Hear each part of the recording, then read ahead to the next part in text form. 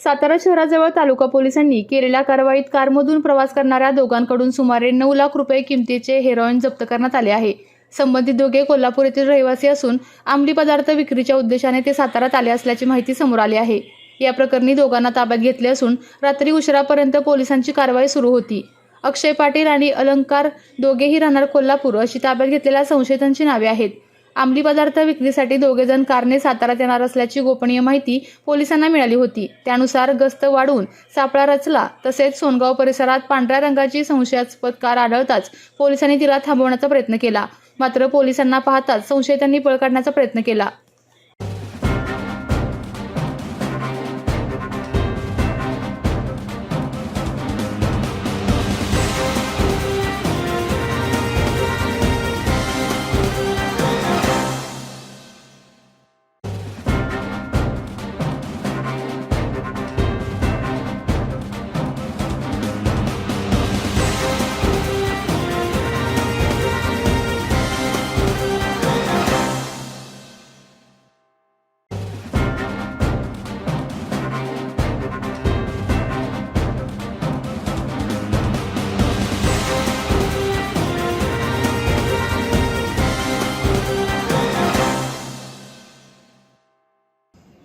Police station Satara तालुका येथे काल एक कारवाई झाली ज्याच्यामध्ये NDPS म्हणजे narcotics drugs and psychotropic substances act खाली सेक्शन 8 आणि 20 याच्याखाली एक कारवाई झाली ज्याच्यामध्ये 12 ग्रॅम हिरोईन हे 2 आरोपींकडून जप्त करण्यात आलेलं आहे। एका आरोपीचं नाव आहे अलंकार मुळीक आणि दुसऱ्याचं नाव आहे अक्षय पाटील।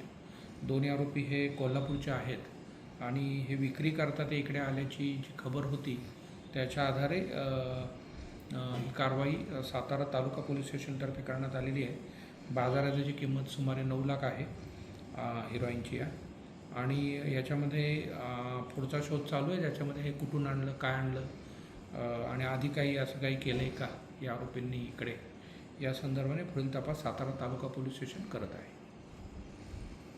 आपल्या तालुक्यातील जिल्ह्यातील बातम्या सर्वप्रथम पाहण्यासाठी आजच सातारा न्यूजला YouTube चॅनलवर सबस्क्राइब करा, लाईक करा, शेअर करा आणि बेल आयकॉन प्रेस करायला विसरू नका।